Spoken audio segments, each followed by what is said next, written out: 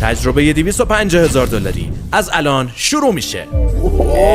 جدی داری معلم میشی؟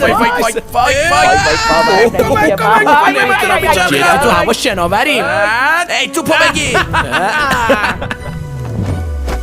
ای وای منو نگاه وای تمومش کن.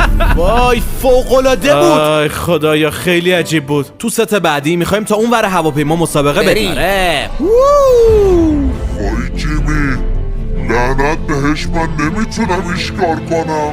دولت داره میبازه.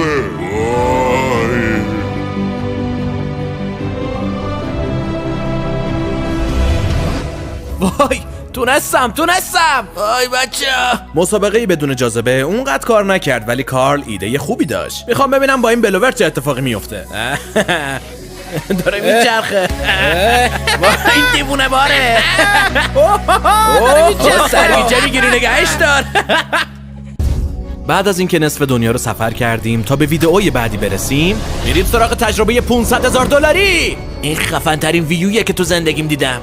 برای اولین بار توی تاریخ تولید محتوای کل جهان، من و رفیقام میخوایم بهتون نشون بدیم که یه تجربه $500,000 چطور میتونه پیش بره.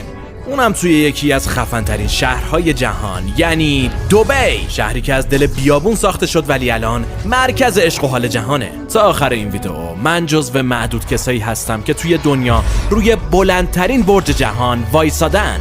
ما که حسابی آماده ایم، قرار کلی عشق و حال کنیم و شما هم قرار کلی چیزای خفن ببینین. بعد از اینکه از این قاب عکس 500 فوتی اومدیم بیرون، رفتیم تا به هتل قلعه ایمون برسیم.